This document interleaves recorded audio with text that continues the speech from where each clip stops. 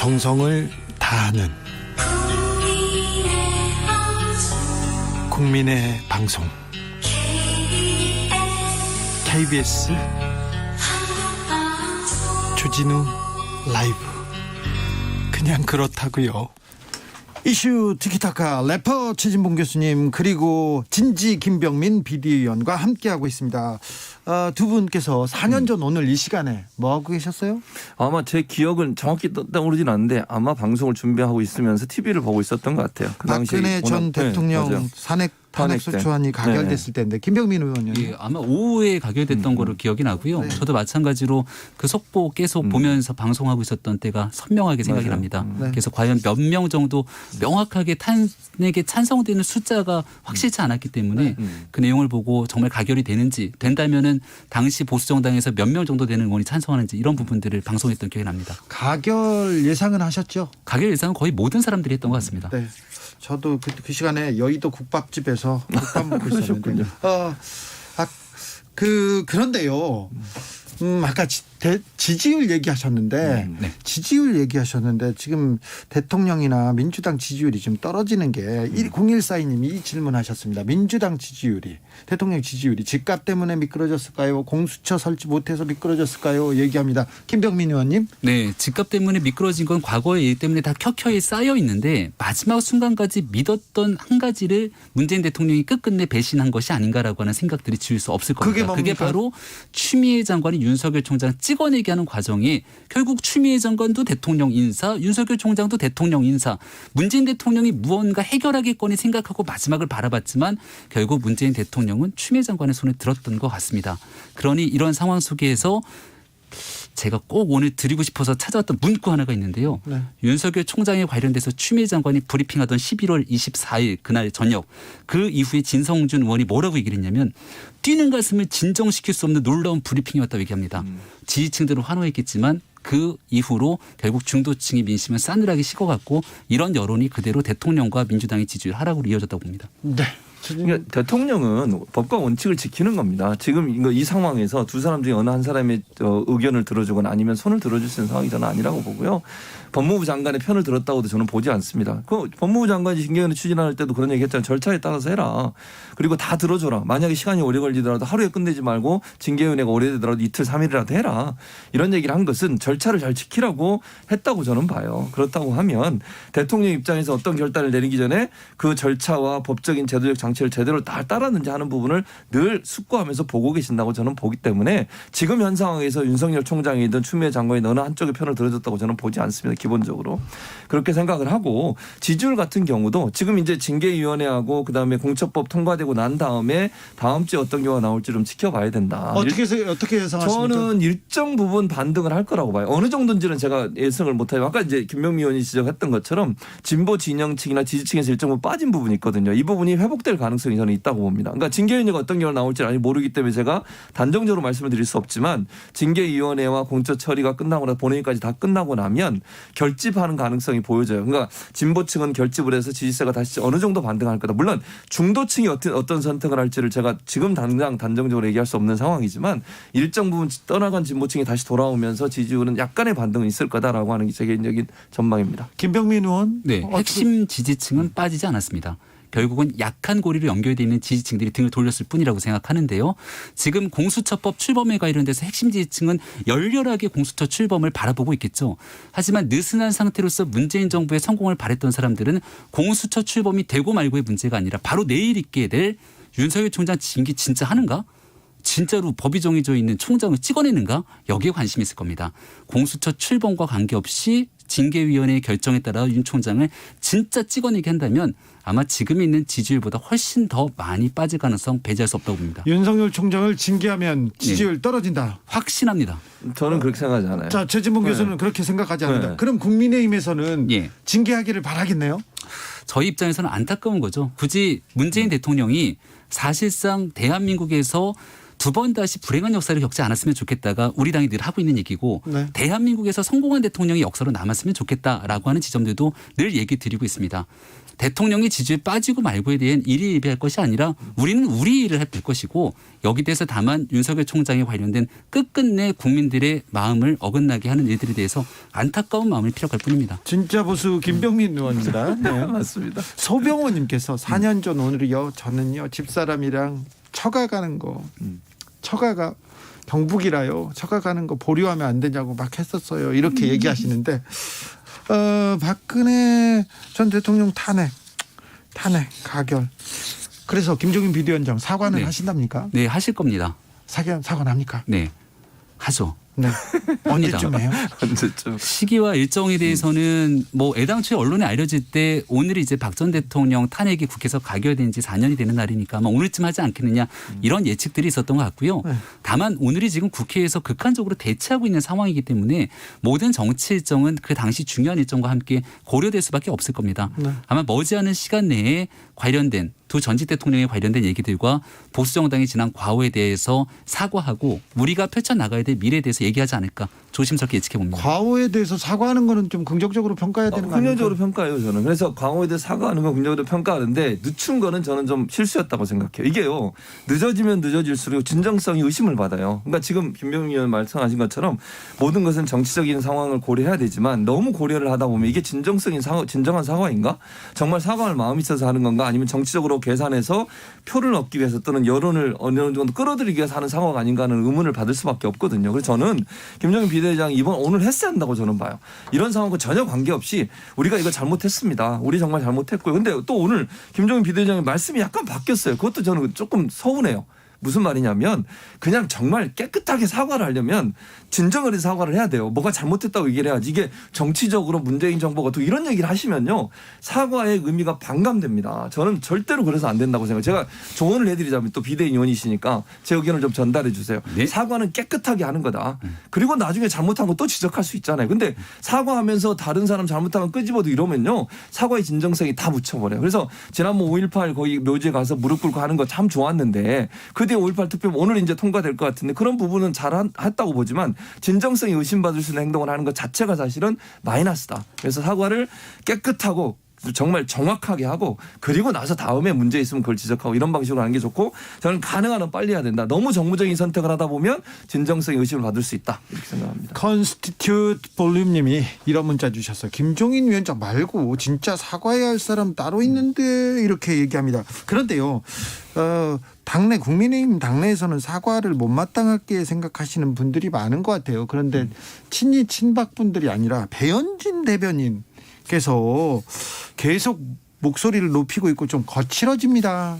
네. 이거는 어떻게 보세요? 우리가 여야를 막론하고 정치하시는 분들 중에 조금 표현이나 목소리가 거친 분들이 늘 계십니다. 네. 그리고 우리가 정치는 사실 여야 진보나 보수의 지지층들을 바라보고 정치하기보다는 국민을 바라보고 정치해야 되는데 네. 때로는 특정 정치인들은 특정 지지층들의 발언과 그 반응에 환호하면서 정치하시는 분들이 계십니다.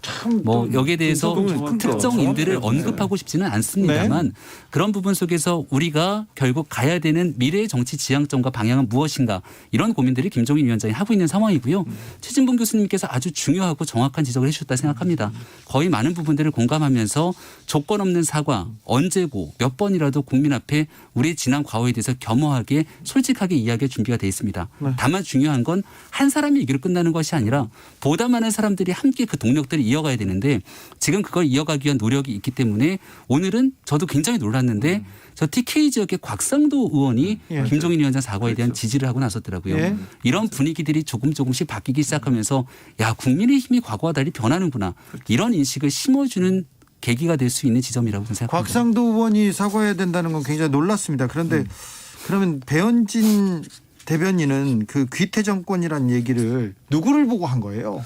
글쎄요. 일단은 그 발언의 맥락을 보니까 문재인 정부를 귀태 정권으로 얘기했더라고요. 네, 예. 근데 우리가 2017년도를 생각해 보면 대한민국 민주주의의 기본은 투표에 대해서 선출된 권력에 대해서 우리 대의민주주의 결과를 갖고 있는 것 아니겠습니까? 네. 그러니까 그 자체를 부정하게 되면 사실 우리 민주주의의 기본 토대가 무너지게 됩니다. 네. 귀태는 태어나지 말아야 될 사람이라고 얘기하게 되는데 사실 모든 대통령들은 우리가 민주주의에서 정당한 권력으로 선출된 분들은 박수를 받으면서 성공한 대통령이 되기를 원하는 겁니다.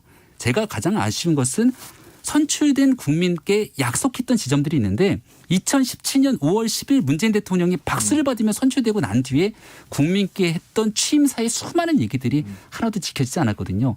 박수 받고 잘 되기를 기원했건만 왜 국민께 했던 약속들을 지키지 않는지에 대한 비판으로 갔으면 어땠을까 생각이 듭니다. 최진봉 교수님. 네, 하나도 지키지 않은 건 아니고요. 많은 부분 지켰다고 봐요. 물론 완벽하게 그 모든 걸 지켰다고 제가 100%라고 단정할 수는 없지만 많은 부분 저는 지켰다고 보고 지금 저는 이제 김병민 의원 얘기했듯이 선출된 권력에서 그런 표현하는 게 너무너무 잘 예전에 한번 생각해 보세요.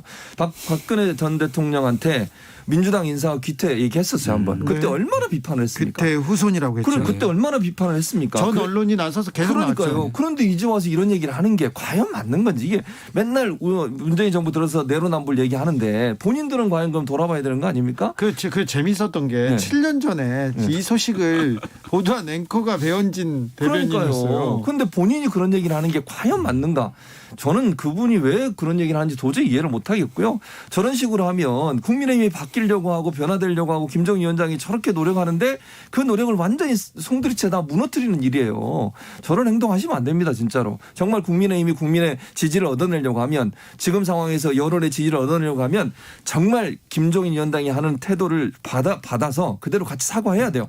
아까도 말씀 깨끗하게 정확하게 명확하게 누구한테 뭘 잘못했는지 사과하는 거 반드시 필요합니다. 김종인 네. 위원장이나 비대위에서 이런 그 막말이 쏟아지면 약간 네. 찬물을 끼얹는 거잖아요, 당내에도. 네. 그러면 뭐라고 합니까? 그러지 마세요. 막 그렇게 합니까? 우리가 그러다가. 사실 금태섭 의원을 바라보면서 예.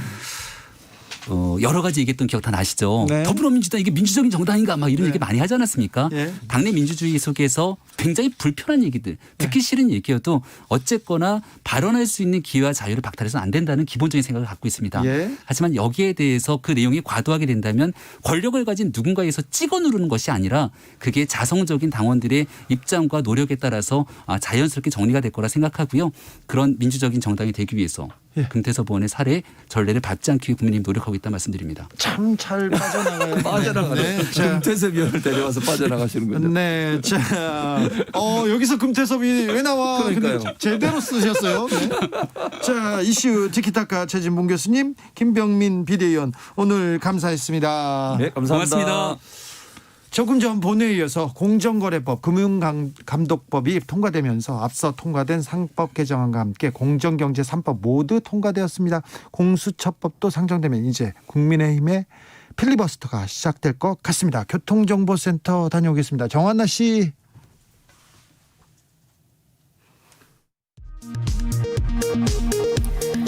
코스피가 전날보다 2% 오른 2,755대에서 거래를 마쳐 이틀 만에 다시 사상 최고치를 경신했습니다. 원달러 환율은 전일보다 0.6원 내린 달러당 1,084.8원에 거래를 마쳤습니다. 어제 국내 코로나19 신규 확진자가 686명으로 다시 600명대를 기록했습니다. 국내 발생 662명 가운데 서울 264명, 경기 214명, 인천 46명으로 수도권에서 전체 환자의 약 79%가 나왔습니다.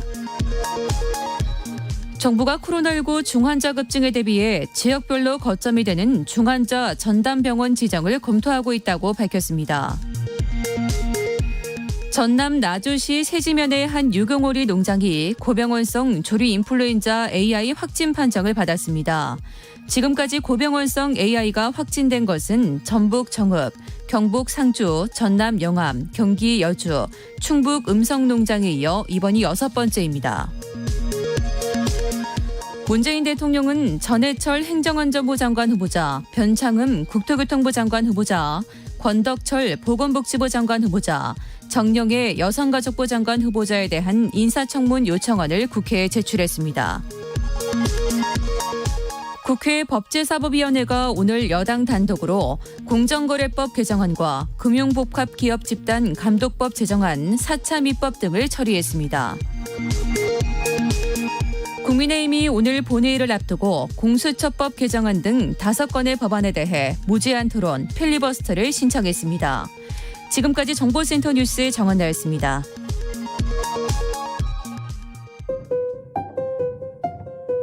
정치 피로, 사건 사고로 인한 피로, 고달픈 일상에서 오는 피로. 오늘 시사하셨습니까? 경험해보세요. 들은 날과 안 들은 날의 차이. 여러분의 피로를 날려줄 저녁 한 끼 시사 추진우 라이브.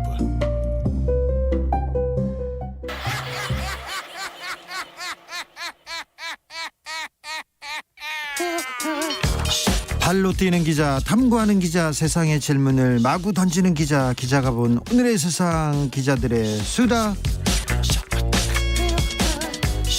라이브 기자실을 찾은 오늘의 기자는 은지옥이요. 시사인 김은지입니다. 네, 반가워요. 네, 수요일도 뵙네요. 네, 오늘도 왔습니다. 아까 제가 라디오 정보센터 다녀왔습니다. 교통정보센터가 아니라 죄송합니다. 첫 번째 뉴스부터 갈까요? 네, 몰래 주식 거래를 하다가 들통난 검사가 있다고 합니다. 검사가요? 네. 어떤 거? 네, 그런 어떤 내용이에요? 네, 관보에 게시된 내용인데요. 어제자 관보소도 확인을 했습니다. 네. 관보에는 이런 내용이 공개가 되어 있는데 법무부가 11월 23일 징계위원회를 열어서 손 아무개 차장검사에 대해서 견책 처분을 했다라고 합니다. 네. 손 차장검사가 2017년 6월 달 주식 거래가 금지된 부서에 있었는데요. 서울중앙지검 첨단범죄수사 1부장 여기 엄청 중요한 자리입니다. 네, 이제 그때 또 주로 국정농단 사건 수사를 주로 맡았었는데요. 네. 이즈음에 5월에는 고영태 씨에 관련된 수사도 있었습니다. 이 그 차장검사는요, 지금 서울고검에 있죠? 네, 현재는 지금 서울고검 검사로 가 있고요. 이때는요, 우병우 민정수석일 때 서울중앙지검 가장 중요한 부장검사로 이렇게 그 라인의 핵심 라인에 있는 사람인데요. 첨단범죄 수사 1부장, 이름은 제가 말할게요. 손영배 부장이죠. 손영배 부장. 네, 사실 뭐 관보에도 이름이 공개되어 있긴 한데요. 손영배 부장이었어요. 지금 네. 차장입니다. 네, 그래서 이분이 국정농단 수사를 했는데 국정농단 수사도 열심히 했지만 국정농단 수사를 하면서 국정농단 사건이 벌어졌지 않습니까? 그때 고영태 씨를 잡기 위해서 굉장한 노력을 벌였던 이분이 제보자였거든요. 그래서 검찰청에 와서 고영태 씨가 계속 제보를 했어요. 이거 저거에 대해서 제보를 했는데 저쪽 부서에서는 도움을 받고 계속 그 고영태 씨의 조력을 받았는데 의인이라고 계속 칭송하고 그랬는데 한쪽 부서에서, 그러니까 우병우 사단 내 검사 몇 명은 고영태를 잡기 위해서 굉장히 노력했습니다. 근데 그때 주임 부장이 손영배 부장이었어요.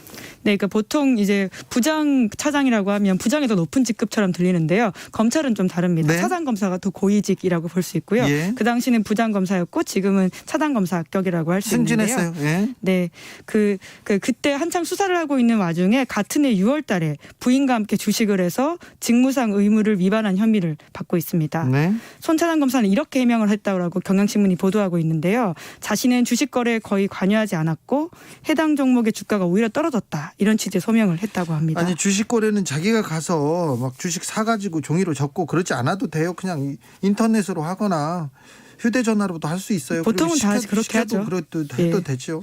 아무튼 굉장히 중요한 정보를 하고 수사를 다루는 분이 검사가 주식 거래를 했네요. 네, 직무에 관해서는 하면 안 되는 일을 했기 때문에 문제가 된 건데요. 근데 견책이요, 너무 가벼워요. 왜 검사님들은 잘못해도 이렇게 처벌이 가볍죠?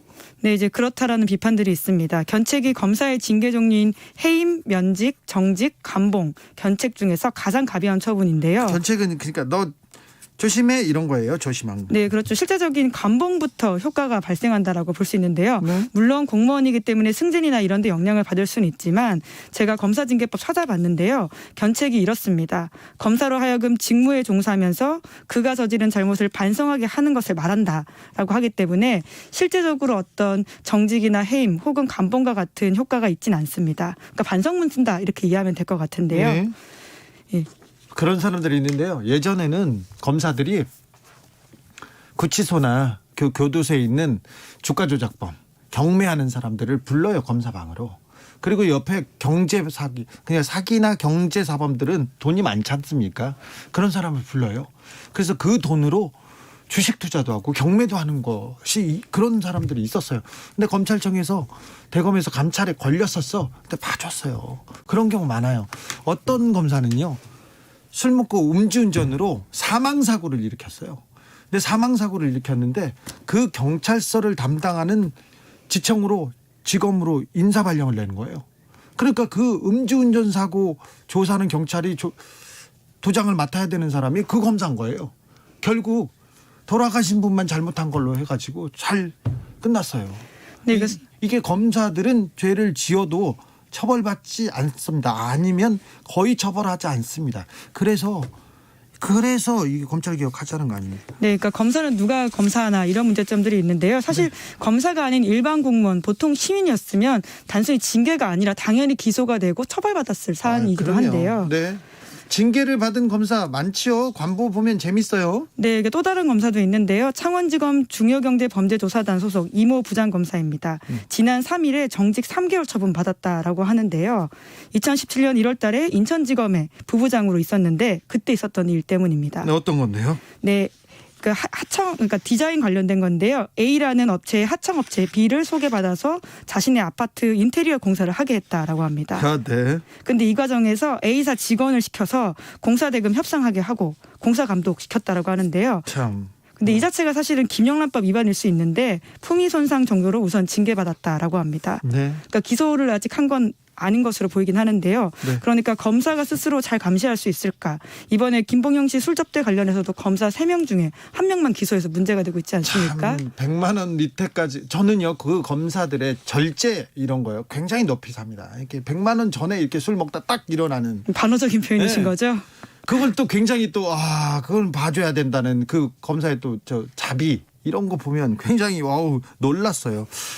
검사들이 어떤 잘못을 저질렀나 그런데 어떤 징계를 받았나 이런 거 그 복잡하게 찾아보지 마시고요. 제가 그 운영하는 저기 모 방송국의 순수 음악 방송이 있어요. 거기에 광문준 경정하고 제가 해놨던 게 있으니까 그거 찾아보시면 검사들은 왜 처벌받지 않는가에 대해서도 한번 고민해 볼 수 있습니다. 9999님께서 검사가 주식거래를 했는데 올라야만 거래인가요? 내리면 주식거래 아닌가 보지요. 그런데 오른 것도 아니요. 모르겠습니다. 이거 정확한 더 취재와 네, 본인의 해명은 현재로서는 그렇다라고 그렇습니다. 합니다. 이거 감찰이 좀 필요한 것 같습니다. 다음 뉴스 볼까요? 네, 9년 만에 희망버스가 다시 시동을 겁니다. 또요 한진중공업 이야기죠. 네, 그렇습니다. 그런데 이게 벌써 예전 이야기여서요. 좀 네. 낯선 분도 계실 텐데요. 2011년이었던가요? 저도 거기 몇 번 갔어요. 네, 저도 현장 기자로 뛰면서 희망버스 취재를 꽤 했었는데요. 네. 그래도 낯선 분들이 계실 수도 있으니까 설명을 좀 다시 드리자면요. 2010년 12월 달에 한진중공업이 경영 악화를 이유로 생산직 노동자 400명을 희망퇴직시키기로 결정했습니다. 예. 그러자 2011년 1월부터 김진숙 지도위원이 한진중공업 내 85호 크레인에서 고공농성에 돌입했는데요. 네. 당시 희망버스가 이러한 노동자들의 상황을 지지하고 홀로 크레인에 있는 김진숙 지도위원을 응원하기 위해서 전국 각지에서 부산으로 갔습니다. 노동자는 물론이고 직장인, 학생까지도 내가 김진숙이다 이러면서 희망버스에 올랐는데요. 장애인, 성소수자, 이주민 이렇게 다양한 사람들이 참여하면서 굉장히 의미 있는 희망버스 역할이 있었습니다. 예. 그래서 2011년 10월까지 희망버스 투쟁이 5차례나 이어졌고요. 참가자도 수만 명 정도였습니다. 그렇습니다. 기억합니다. 네. 근데 결국 그래서인지 한진중공업이 해고를 철회했습니다. 네, 이제 그런데 그 김지도 의원이 309일 동안 고공농성 끝에 크레인에서 내려왔고요. 309일 동안 그 하늘에서 살았어요. 네, 얼마나 그렇습니다. 고통스러웠을까. 네, 그리고 사실 그 크레인이 굉장히 스토리가 있는 게 2003년에 앞선 동지라고 할 수 있는 김주익 위원장이 그곳에서 129일 동안 고공농성을 하다가 끝내 스스로 목숨을 끊은 바가 있는 곳이기 때문에 더욱더 많은 사람들의 그때 걱정을 샀던 바가 있는데요. 마음이 아팠어요. 네. 그런데 이제 회사가 해고 다 처리하겠다라고 하면서 김진숙 지도위원만 딱 한 명 꼬집어서요. 복직해줄 수 없다라고 그때 밝혔습니다. 그러니까 고공농성하고 내려왔는데 다 해준다면서 김진숙 지도위원만 안 된다고요? 네. 지금도 그럼 복직 합의가 안 됐어요? 네, 이제 그래서 김진숙 의원이 그런 상황을 받아들이고 나 빼고 나머지가 된다면 자기 내려오겠다라고 해서 그때 그렇게 끝난 상황이었습니다. 그랬어요. 근데 지금 김진숙 지도위원이 소녀의 얼굴을 하고 있지만 나이가 많으세요. 그리고 정년이 얼마 남지 않았습니다. 네, 올해 말까지인데요. 이제 그래서 김진숙 지도위원이 상징적인 의미라도 복직하고 싶다 이런 의사를 밝혔고요. 예. 또 각계각층에서도 그걸 지지하고 있습니다. 이게 어려운 일도 아니잖아요. 네, 이제 그래서 이제 그걸 지지하는 의미로 다시 희망버스가 출발한다라고 하는 건데요. 네. 김진숙 지도위원은 노동운동에서 굉장히 상징적인 인물입니다. 아, 그럼요. 네. 예, 소금꽃 나무라는 책 제목 혹시 들어보셨을지 모르겠는데 네.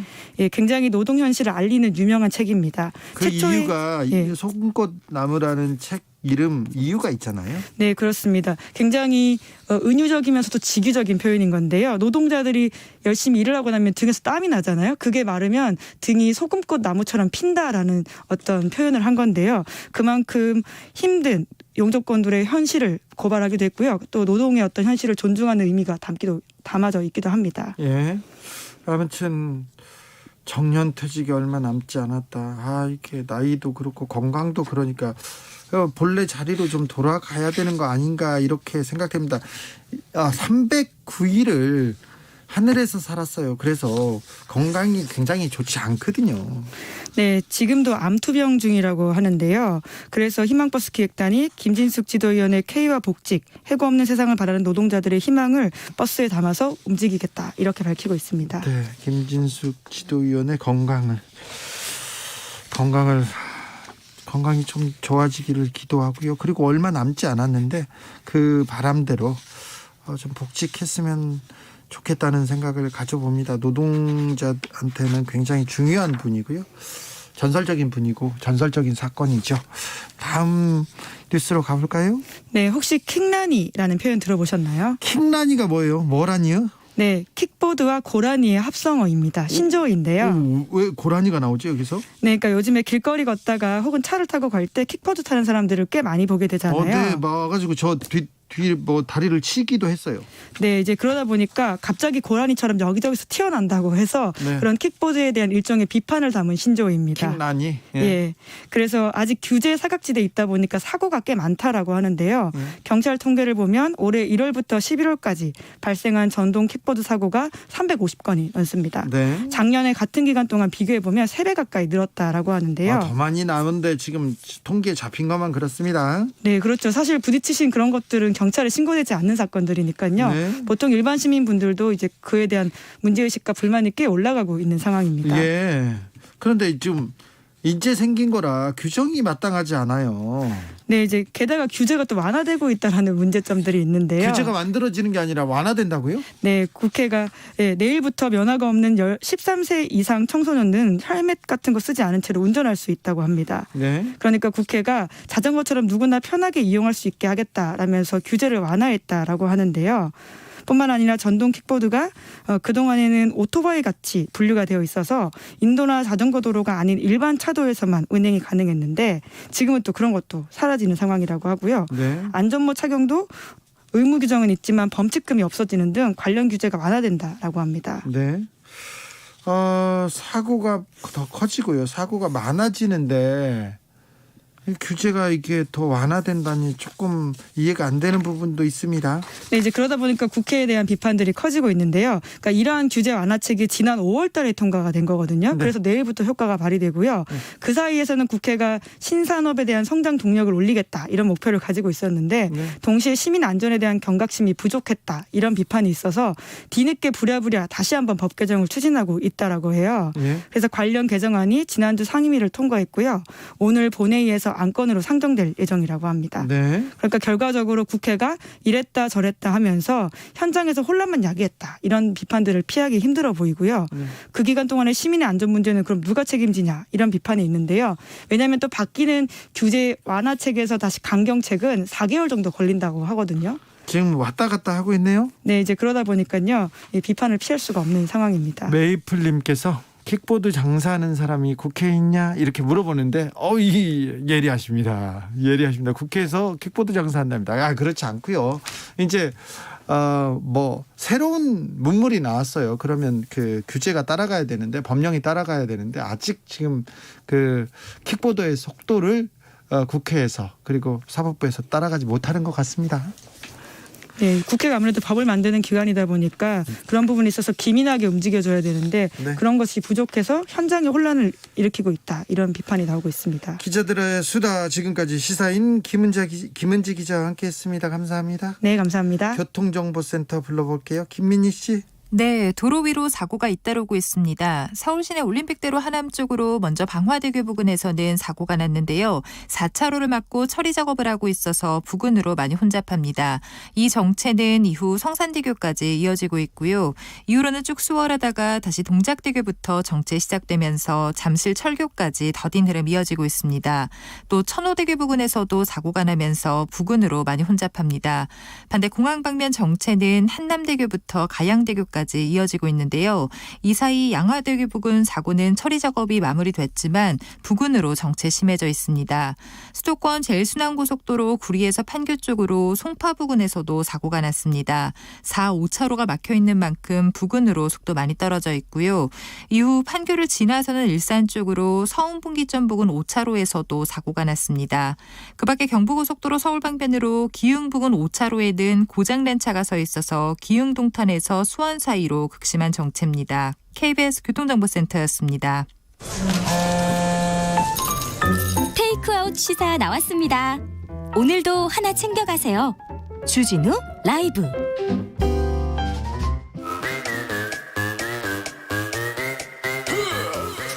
모두 정숙해 주십시오. 재판 5분 전입니다. 재판부 입장하고 변호사들 들어왔습니다. 그럼 사건 번호 1209 오늘의 재판 시작하겠습니다. 양지열 변호사 출석했습니까? 네, 양지열 출석했습니다. 박지은 변호사 출석했나요? 네, 출석했습니다.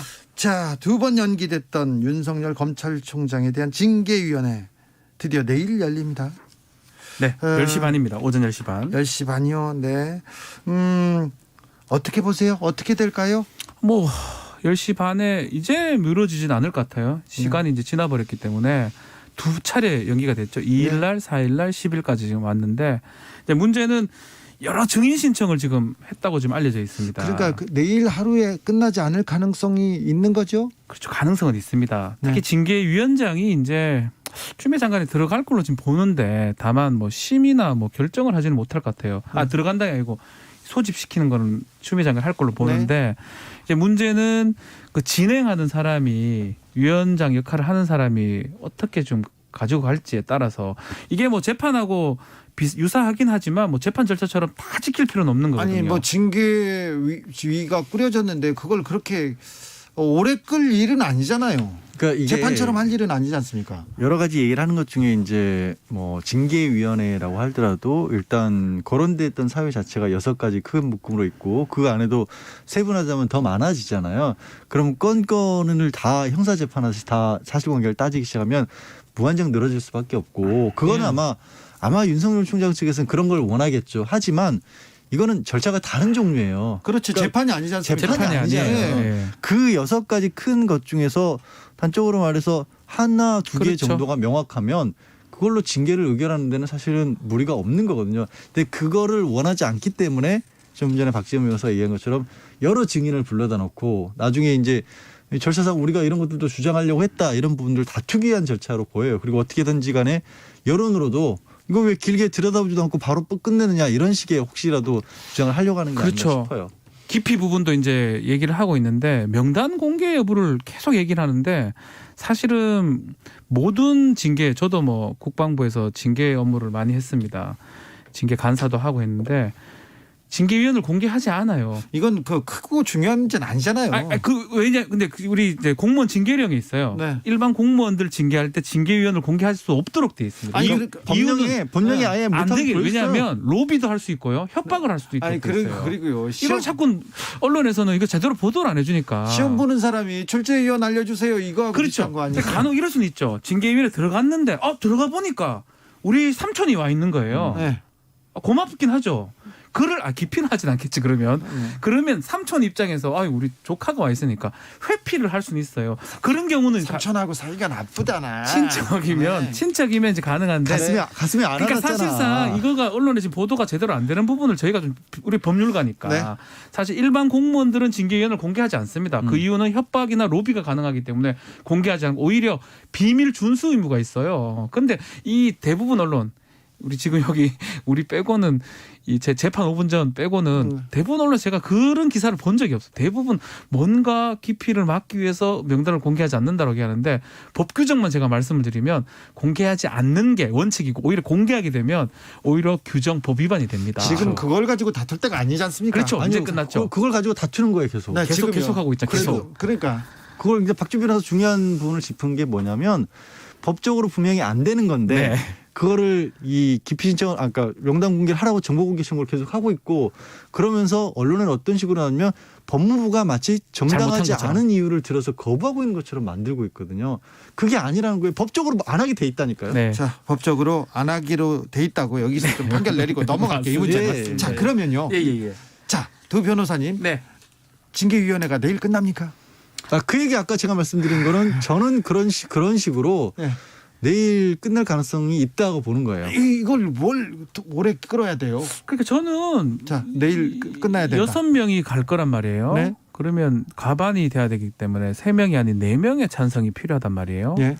그리고 이제 진행하는 과정에서 재판 절차를 뭐 따를 수는 있지만 100% 따를 필요가 없습니다. 그렇잖아요. 재판이 아니지 증인 않습니까? 기각하고 네. 예컨대 기피 신청하면 다수결로 결정할 수 있거든요. 거기서 네. 안에서.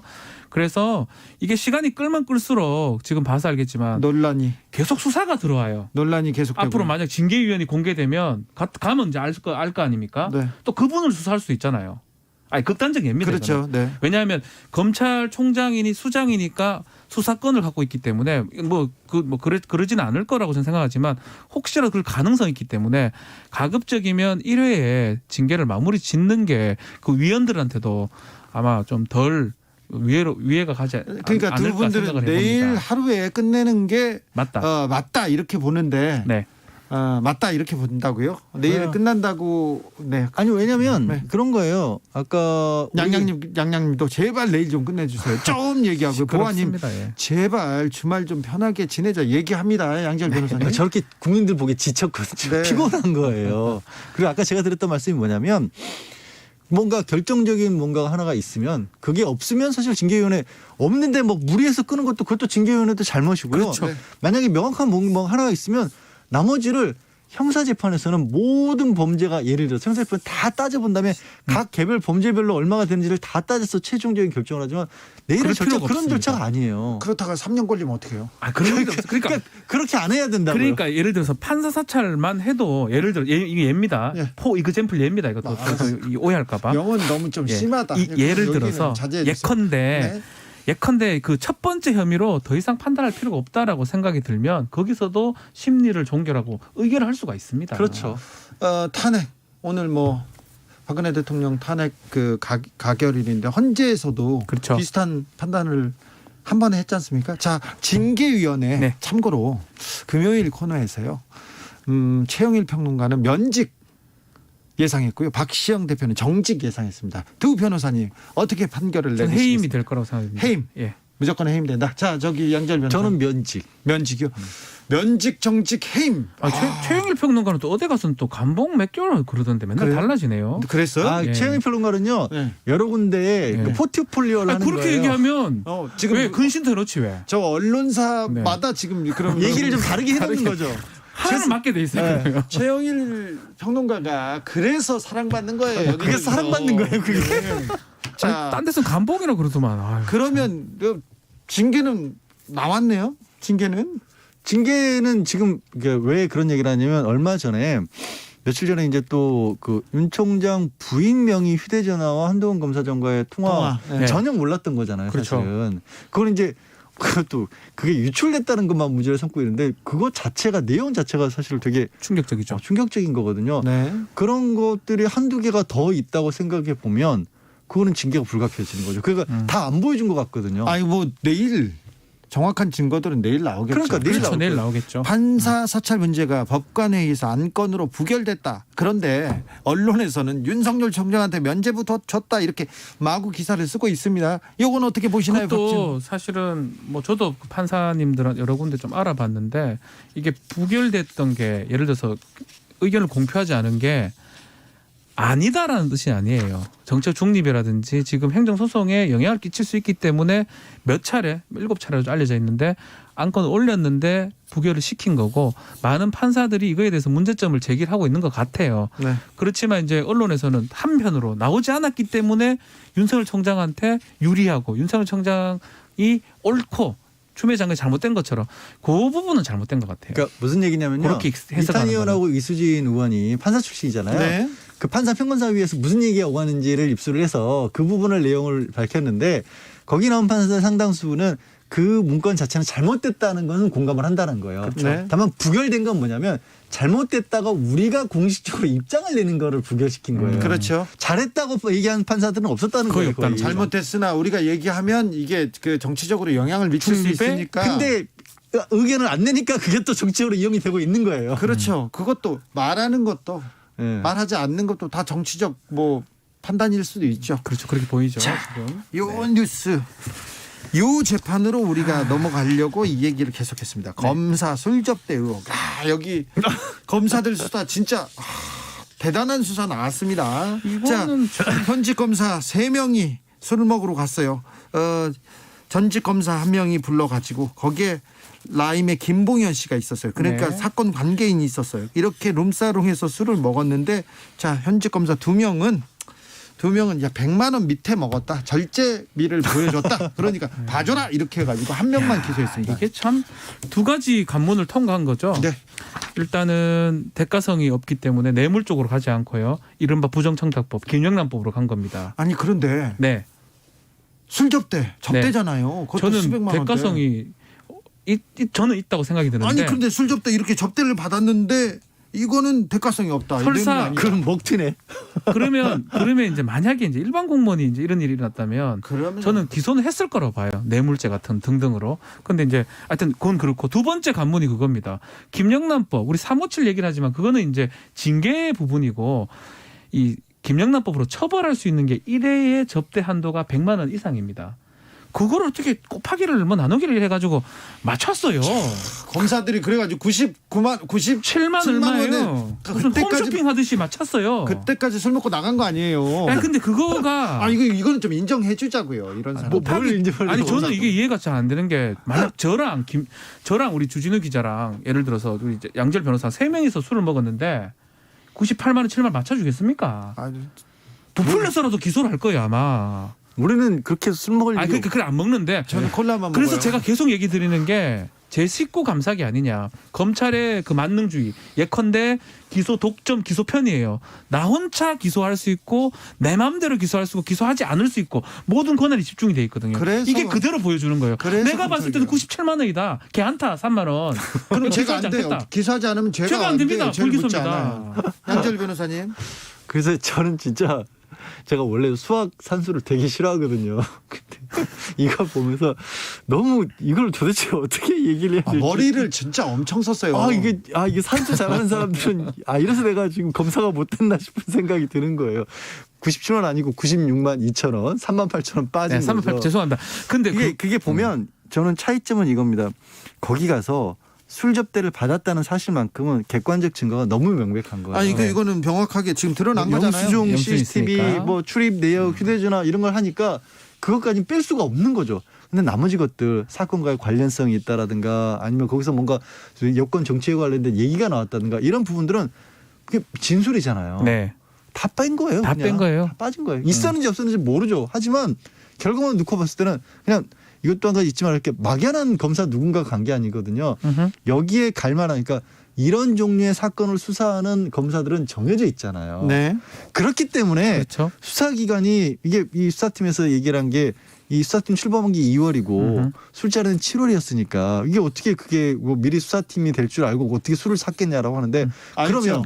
그러면 거꾸로 뒤집으면 김봉현 전 회장 왜 술 샀어요? 그러면. 그러니까 왜 샀어요? 아무 사실은 의미 없는 사람들한테 뭐라 술 삽니까? 뻔히 아는 거 그 계통에서 일을 하고 대가성이 그걸 할 수 있는 봐야죠. 사람은 정해져 있으니까 거기서 김봉현 전 회장이 주장한 게 그거잖아요. 자기 변호사가 이 중에 누군가가 수사를 맡을 수도 있을 것 같다. 그 얘기한 거잖아요. 아니면 그 친구가 맡을 수 있다. 네. 그것 때문에 다 보험 그런 거 아닙니까? 또 맡았고요. 한 네. 명이 실제로 맡았고요. 그리고 계산하는 과정도 너무 자의적이에요. 김봉현 씨가 본인이 접대하는데 본인을 왜 먹은 사람으로 그렇죠. 계산을 합니까? 당사랑해님께서 김봉현 대표는 왜 끼었냐고요. 아 자기는 지금 자기 대표 자기가 좀 접대해야 되는데 자기가 왜 먹어요? 나누기 거기서? 5가 아니라 4 했으면 100 넘잖아요. 이 얘기합니다. 그럼 그 사람은 술도 잘 못 먹어요. 그러니까 그런 계산은 사실은 이 제 식구를 감싸기 위한 계산으로 오해받기 충분하고요. 김학의 사건이 또 떠올라요. 앞만 봐도 김학인데 얼굴은. 그렇죠. 다 그것도 아니라고 또 해가지고 기소 안 하고 했지 않습니까? 이거랑 그거랑 똑같기 때문에 결국은 또 한 가지로 가는 게 공수처 얘기가 나올 수밖에 없지 않나 생각이 그렇죠. 듭니다. 검사들이 기소하지 않으면 죄를 묻지 않으면 죄가 되지 않습니다. 근데 검사들이 머리를 많이 썼어요. 저는 양주 술잔 몇 잔 먹었다 거기까지 한 잔에 얼마 이렇게까지 나노 수사 기술 나올까 봐. 근데 이것도 저는 이해는 돼요. 제가 이제 친분 관계가 있고 우리 선배고 나랑 같이 동고동락을 했던 우리 조직의 검사였다면 봐주고 싶은 게 사람의 마음이잖아요. 인지상정이거든요. 근데 그걸 떠나서요. 네. 이런 정도 얘기가 불거졌으면 그리고 본인들이 부인했잖아요. 처음에 아니라고 했죠. 그 변호사도 아니라고 그랬잖아요. 그렇죠. 거짓말쟁이라고 몰아세웠잖아요. 오히려. 근데 나와서는 사실 저는 징계나 처벌 받기 전에 스스로 부끄러워서 이거 사퇴할 것 같아요. 어떻게 그 자리에 있어요? 검사들은요 그런 거 잘 안 하잖아요. 아시면서. 아니 그걸 어떻게 견뎌요? 본인이 그렇게 국민들한테 본인들이 그거 잊지도 않았고 뭐 일부 언론들도 마찬가지예요. 어떻게 사기를 친 사기범의 말을 믿고 검사들을 몰아가냐는 식으로 막 공격을 했잖아요. 네.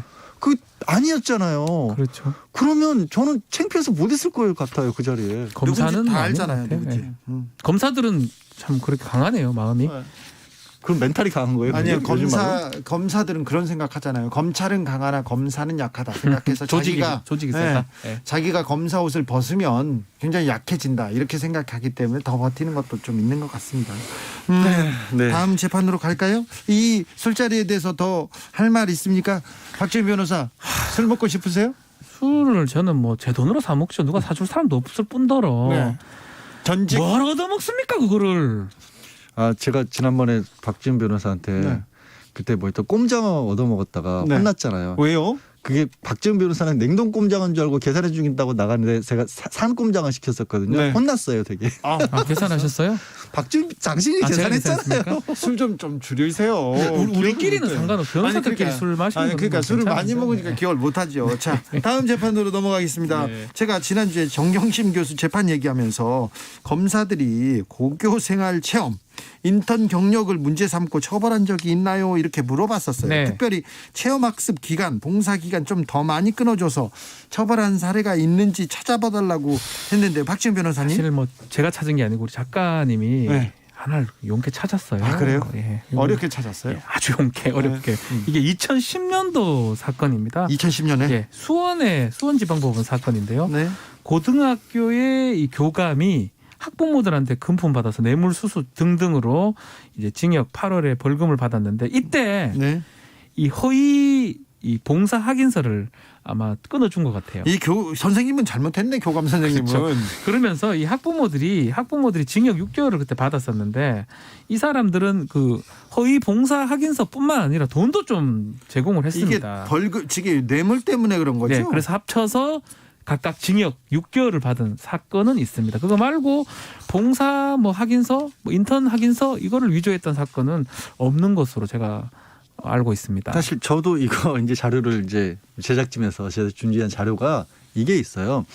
2010년도에 이명박 정권에서 입학사정관제를 통한 수험을 처음으로 도입을 합니다. 네. 맞아요. 네. 그래서 그때 사실 되게 이게 그때 당시 수험생들 사이에서 무슨 얘기가 아니면 지금도 그렇죠. 네. 2018년도에 대학에 입학한 학생들은 2009년도 학생들도 그 얘기를 하고 2011년도 학생들도 그러고 쟤들은 어떻게 대학 들어왔는지 우리는 모르겠다는 얘기예요. 알 수 없다 아니, 그랬어요. 그 입학 사정관들도 몰랐어요. 왜 쟤를 뽑았는지 몰랐어요. 그런 얘기 했어요. 네. 네, 그래서 경찰이 내사를 했던 건 있어요. 이 자료에 보니까. 하지만 결국 이게 문제가 뭐냐면 판단 기준이 없다라는 거예요. 그렇죠. 그래서 내사 종결했다라는 자료가 있거든요. 야, 이거 제작진 대단합니다. 이걸 찾아냈다는 게. 아무튼 대단해요. 근데 이 부분은 내사 종결했다는 얘기입니다. 예, 그러니까 기준이 없으니까. 근데 그 기준이 없다라는 게 바로 이 지금 조국 전 장관도 연결이 되는 거예요. 기준이 없는 거를 10년 전에 없었던 거를 갑자기 만들어낼 수는 없는 거거든요. 지금 와서. 네. 그렇죠. 대부분 내사 종결하고 제가 지금 소개했던 수원지방법원 사건이 거의 한 정도 사례가 아닌가 이렇게 보입니다. 네. 자, 조국 전 장관 그리고 정경심 교수 재판 관련해서 또 하실 말씀 있습니까? 최후 진술 듣고 이제 결심하겠습니다. 네? 이제 판결이 12월 23일 크리스마스 전전 전날입니다. 끝났습니다. 네. 아, 그건 정경심 정경심 교수 거고요. 조국 전 네. 장관은 이제 남았죠. 이제 시작입니다. 네. 이제 시작. 자, 정경심 교수 재판. 네. 아, 정경심 교수 재판요? 정경심 교수 재판은 특별하게 지금 나온 게 없죠. 다 네. 끝났죠. 끝났고 이미 결심 공판했고요. 23일 날 선고가 될 건데 아마 이제 뭐 심의를 하고 있지 않을까. 네, 지금 막 재판부에서 판결문을 쓰고 있겠죠. 자, 쓰고 있겠죠 아마도. 사법농단 재판 우리가 잊지 말아야 되는데 이 네. 재판은 어떻게 진행하고 있습니까? 지금 사법농단 재판 눈에 띄는 부분들은 딱 이제 이런 부분이죠. 임정원 전 법원행정처 차장이죠. 네. 증언 거부 계속 하고 있습니다. 모든 증언을 거부를 하고 있고요.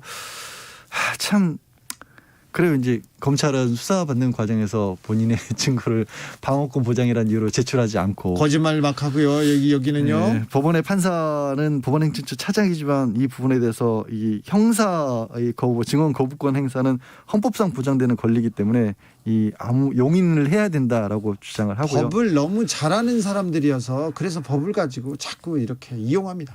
그러니까 우리가 뭐 많은 국민들이 이런 걸 이제 알게 된 것 같아요. 저도 뭐 최근에 무슨 심의들 뭐 엄청 많더라고요. 수사 전문 심의회부터 해가지고 최근에 많이 생겼어요. 최근에 있었던 건데 알려지지 않았죠. 네. 이렇게 증언 거부권을 일반인이 행사하는 경우가 잘 없죠. 네. 하지 않을 뿐더러 불이익을 받을 게 뻔하기 때문에 변호사들 재판에서 증언 거부권 하지 않습니다. 굉장히 부담스럽죠. 어려워요. 부담스럽죠. 네. 그래서 오죽했으면 이번 재판부에서는 사실은 그런 식으로 뭐 헌법상 권리 이런 게 자기 방어 얘기 내세우기 전에 그래도 우리가 물어보는 거 좀 들어본 다음에 증언 거부하세요라고 해서 일괄적으로 거부하지 말고 개별적 질문을 들은 그렇죠. 다음에 얘기를 해달라고 항상 그렇게 했는데 하죠. 예. 개별 질문에 다 거부했어요. 어차피. 네. 다 거부하고 그러니까 재판부가 기회를 줬는데도 그것도 그 거부했어요. 이유가 있어요. 임 전 차장이 이렇게 하는 이유가 직권남용죄가 많은 무죄가 지금 되고 있거든요. 네. 그리고 본인은 사실 그 판사들하고 다 뭐 임종원 차장이 유명했던 분이에요. 저도 잘 알고. 그럼 인사권자고요. 아주 유명한 네. 분이었기 때문에 자신한테 불이익을 주지 않을 것이다라고 뭐 확신을 갖고 있지 않을까 생각이 됩니다. 자신이 있어 보여요. 그런 정도 그렇죠. 가지고 최근에 또 박준 변호사 짚은 것처럼 굉장히 엄격하게 직권남용 부분을 대법원에서도 보고 무죄가 있고. 많이 나오고 있고. 직권남용에 대해서는 최근에 무죄가 엄청 늘었어요. 저는 유죄가 거의 없었던 것 같아요. 최근에 그렇죠. 오히려 네. 자, 그런 것들을 알기 때문에 굳이 증언을 해서 본인한테 불리한 얘기를 할 필요가 있을까라고 판단을 한 걸로 보입니다. 아예 자료를 그러니까 뭔가 가공을 하려면 재료가 있어야 되잖아요. 네. 재료를 안 줘버리면 뭐라고 할 할 수 있는 게 거잖아요. 없어요. 물론 근데 이거 들으신 분들이 혹시라도 그럴 일이 없어야겠지만 재판 받으면서 아 그래 우리도 재료를 안 주면 돼. 큰일 납니다. 큰일 납니다. 그건 큰일 납니다. 네. 그건 큰일 납니다. 곱하기 2 나옵니다. 실형. 이거 그렇죠. 네. 이건 양승태, 임종원 이렇게 고위 법관들한테만 적용되는 거고요. 아이고 큰일 납니다. 큰일 납니다. 예. 네. 자, 7917님이 안주는 안 먹었다고 하면 안주값 빼고 계산해야겠네요. 이 얘기했는데 그거 검사님들한테 전해드리겠습니다. 4767님이 술은 어디서 어떻게 먹으면 5명이 500만 원 넘게 나와요. 우리 같은 서민들은 도통 모르겠네요. 하시네요. 저도 서민입니다. 아 그래요? 예. 몰랐다고요? 소주 좋아합니다. 저는. 네, 예. 알겠습니다. 아, 저 혼났다니까요. 네. 그 상꼼장어 먹었다고 박준 변호사한테. 그래도 좀 방송 많이 하는데 좀 했어. 그냥 산꼼장어는 사줄 수 있잖아요. 그렇게 제가 혼냈나요? 그거 좀 얘기를 해야지. 근데 그 산꼼장을 막 시키고 그럽니까? 국회 본회의에서는 법안 처리와 여야 의원들의 토론이 계속 이어지고 있습니다. 오늘 12시 자정까지 이어지겠죠? 네. 자, 재판 5분 전 양지열 변호사, 박지훈 변호사 함께했습니다. 감사합니다. 네, 고맙습니다. 윤상의 달리기 들으면서 주진우 라이브 마무리하겠습니다. 저는